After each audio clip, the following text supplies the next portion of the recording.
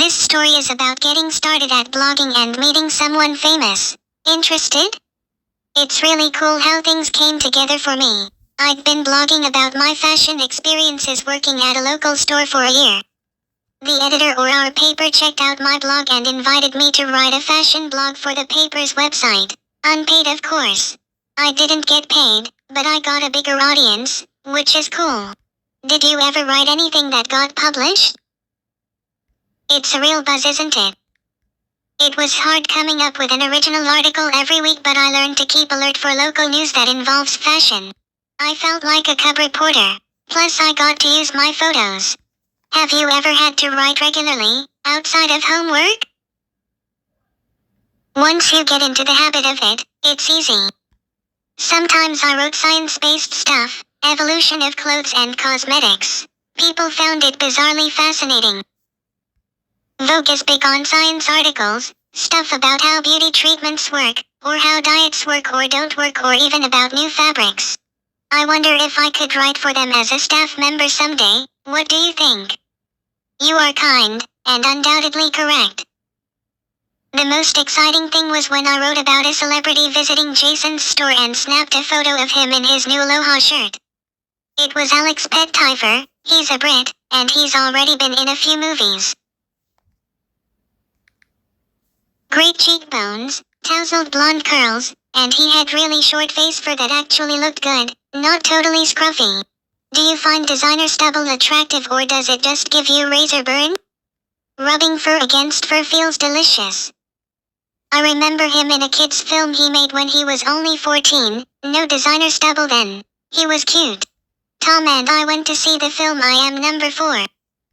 It was violent but had romantic bits and cool special effects, so it was something we both enjoyed. We both saw the film Beastly too. I liked it more than Tom. You can imagine how excited I was when Alex Pettyfer came into the shop. He was really sweet and tried on lots of shirts and jackets. Have you ever met someone famous? Did you think of all the things you wanted to ask them after they'd left? I did. Alex wanted something different, so I got him to try an Aloha shirt in silk. Have you ever worn an Aloha shirt?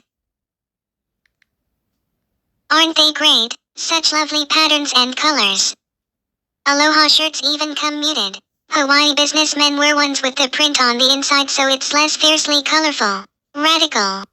In my blog I forecasted a new trend of men wearing more colorful clothes and connected it to the color blocking trend in women's wear.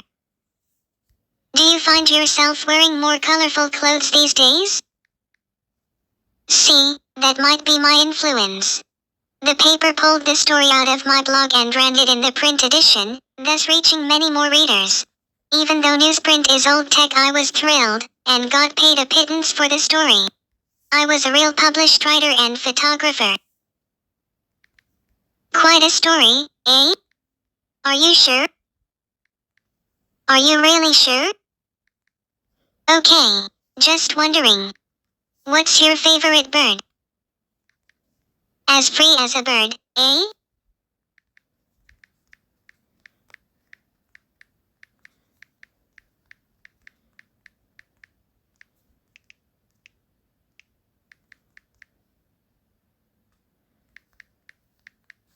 What's to tell? Okay, do you have a rodent? Cool, what kind of rodent is it?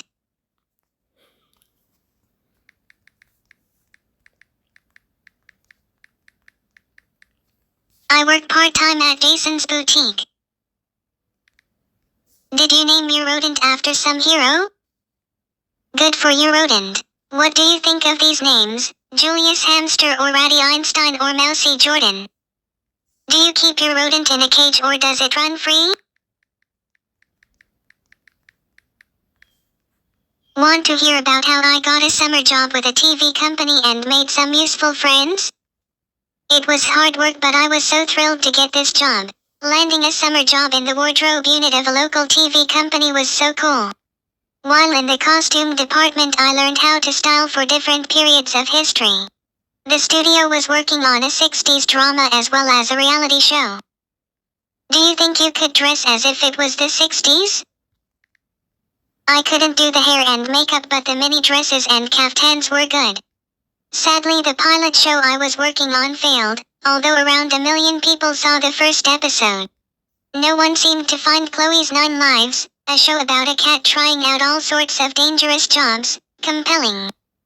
Although the show was a failure, I made some new friends and contacts that might come in handy later.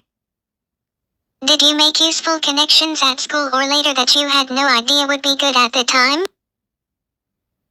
It's like in a game when you don't know what power-up will turn out to be vital later. I met a good-looking young guy in the canteen and we got talking about an audition he was in for. They wanted a host who could make anyone open up and reveal juicy details about how they succeeded and what they were working on. What do you think to the concept of the show? Andrew had shown up in an outfit that screamed trying too hard. I suggested editing his look to give off the approachable, trustworthy vibe the show was looking for. Do you believe that how you look makes a big difference to how people react to you? Me too. You can make people see you the way you want to be seen. I combed out most of his hair gel, put his collar down, lost the cravat, removed the second shirt and the second and third necklaces. Then he looked bien dans son pot, as they say in France. Have you ever tried that trick of removing one item before you go out the door to make your look less cluttered? It can prevent fashion faux pas. Andrew got the job and then got to know lots of famous fashion celebrities. And he kept in touch. He was so grateful for my help. One of his guests was Karini Roitfeld, the 10-year editor of Vogue Paris. He let me watch the recording of the interview. I was hoping for a connection to the magazine but was shocked when Karini announced she was quitting Vogue. Can you imagine my disappointment? I thought I could meet her and she might offer me an internship in Paris. However, I was totally inspired by the story of Karini's life. Starting as a model and writer while working as a stylist for magazines, she was then headhunted to become editor at Vogue. I wish my life would unfold as nicely as Karini's did. What fantasy do you have for your career? But Karini's new magazine was going to be based in NY and I wanted to work in Paris, so meeting Karini wasn't quite my dream come true. Anyway, working in TV gave me new things to write in my blog and several more posts got picked up and printed in the newspaper. Anyway, that's my TV story. You're quite welcome. I'm having so much fun. Could you linger longer? Okay, have a nice time. Come back soon.